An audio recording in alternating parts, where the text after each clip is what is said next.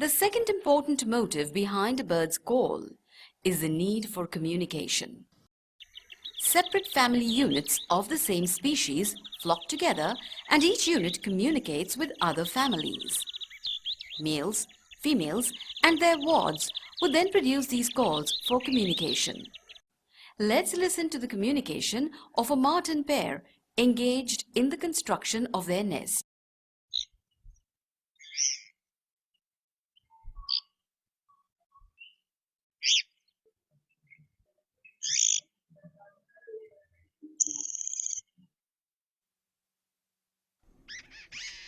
And here we listen to the call that weaves together the social fabric of the jungle babbler community.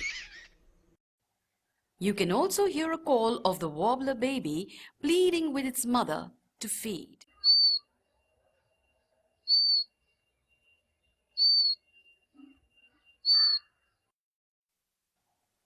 Male birds select certain territory and claim their dominance over it.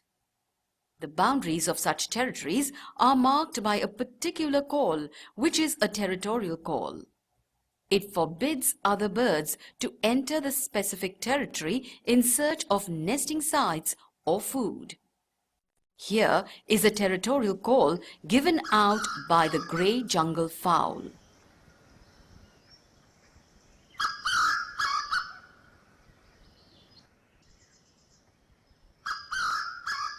Call of alarm. It is another essential type of bird call. The falcon, eagle, mongoose, snake, cat, and owl are some of the primary rivals of birds. Birds produce a very particular type of call when they spot the slightest movement made by their lurking rivals. Here is the babbler warning others of one such impending danger.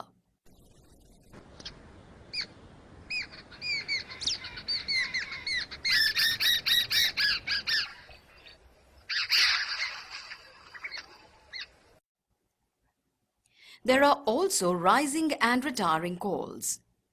Birds select secure locations where they perch during night. At daybreak, they set out to look for food. Some species of birds give specific rising calls to claim the possession of their nightly lodging. This is the rising call of the grey partridge.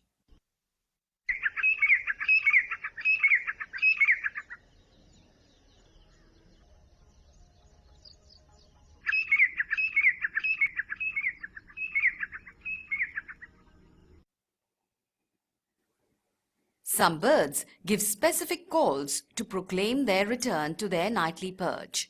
Such calls are known as retiring calls. Here is a retiring call produced by a magpie robin.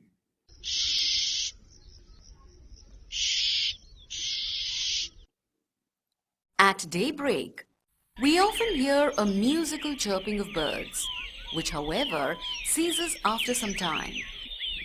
Our subjective perception of the world around us makes us believe that birds sing to welcome the new day.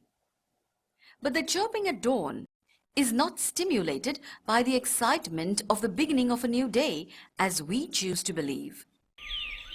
They are prompted by more practical, pragmatic motives. Barring a few nocturnal, such as the owl and the nightjar, most birds feed only by daylight. The dim light before sunrise awakens the birds, but the light is not bright enough to hunt for insects, seeds, and worms. It is sufficient, however, to begin preparations for the daily excursions for food and to convey the message to the fellow species or to the other species. Messages such as claiming the ownership over the territory used for night perching or over the site selected in order to build the nest. These and many such messages are communicated through their chirping in the early morning. Scientists have discovered that the time before sunrise is the most suitable to communicate with others